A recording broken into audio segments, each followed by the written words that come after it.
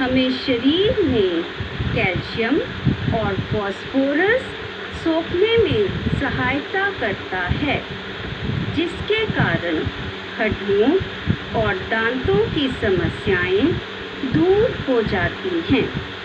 इसकी कमी से रिकेट्स नाम का रोग हो सकता है। बच्चों, क्या आप जानते हैं कि हमारा शरीर भी सूर्य की प्रकाश की उपस्थिति में विटामिन डी बना सकता है। विटामिन ई चमड़ी, आँखों और रक्षात्मक प्रणाली को मजबूत करता है। यह हमें वेजिटेबल ऑयल, ऑलिव ऑयल और हरी सब्जियां जैसे पालक, अनाज, सूखे फल या मेवों से भी मिलता है।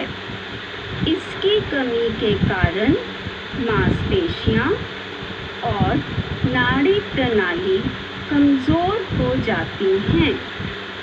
अंत में अब हम बात करेंगे विटामिन के बारे में। विटामिन के साथ खून जमने लग जाता है।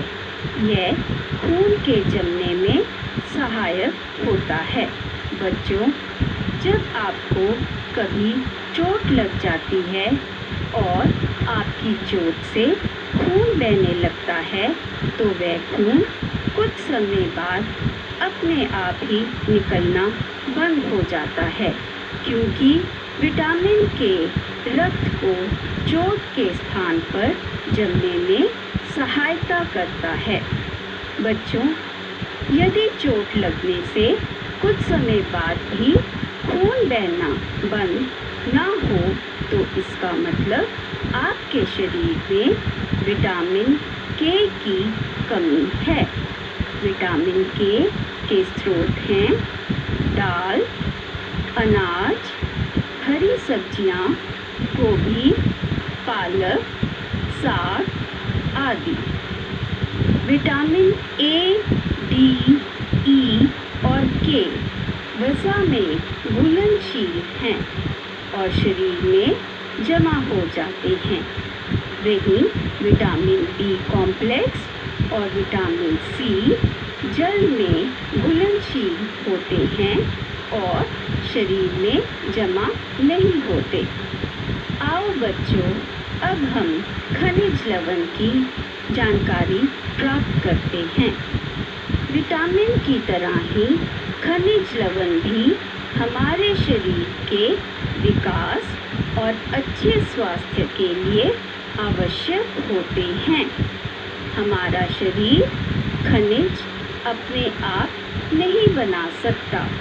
इसकी पूर्ति हमें भोजन के द्वारा होती है। खनिज का इस्तेमाल हड्डियों की मजबूती और नाड़ी प्रणाली को तंदुरुस्त रखने के लिए होता है। कुछ खनिज हार्मोन्स को भी बनाते हैं और हमारे दिल की धड़कन को संतुलित करते हैं। कुछ आवश्यक खनिज calcium, iron, phosphorus, iodine, chlorine, magnesium, potassium, sodium और सल्फर हैं। कैल्शियम और फास्फोरस दांतों और शरीर की हड्डियों की मजबूती, खून को जमने में और मांसपेशियों के सिकुड़ने में सहायक होते हैं। कैल्शियम के मुख्य स्रोत दूध, अंडा, दाल, सब्जियां और मच्छी हैं। आयरन, जिसे लोग भी कहते हैं, खून में लाल रक्ताणुओं में हीमोग्लोबिन बनाने में सहायक होता है। हम आयरन हरी सब्जियों और जंतुओं के जिगर से प्राप्त कर सकते हैं। आयरन की कमी से अनीमिया नामक रोग हो जाता है। आयोडीन थायराइड ग्रंथि को को ठीक ढंग से कार्य करने में और शरीर के विकास में मदद करता है। आयोडीन हरी सब्जियों, खनिज, जल, आयोडीन वाले नमक से प्राप्त होता है।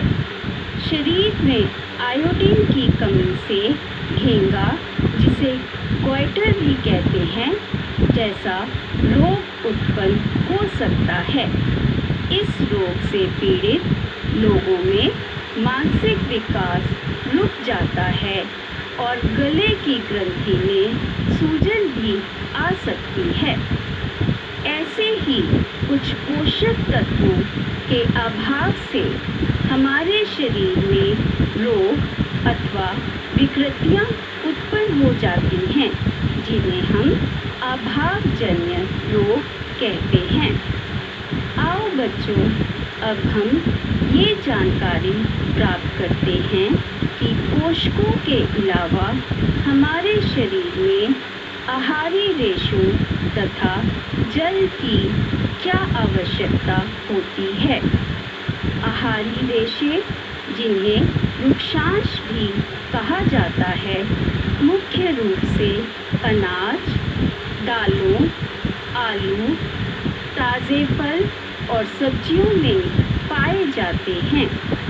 वृक्षांश हमारे शरीर को कोई पोषक तो नहीं प्रदान करते, परंतु फिर भी ये हमारे शरीर के लिए इसलिए आवश्यक हैं क्योंकि ये अनपचे भोजन को हमारे शरीर से बाहर निकालने में सहायता करते हैं।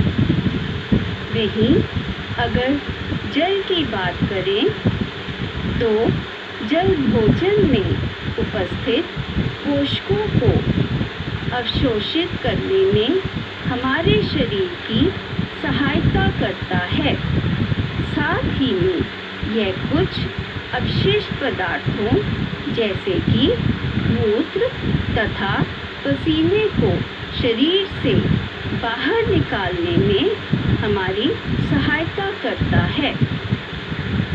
हमारे शरीर को जितने जल की आवश्यकता होती है, वह जल, दूध, चाय आदि के सेवन से पूर्ण हो जाती है। बच्चों, अब हम संतुलित आहार के बारे में देखेंगे।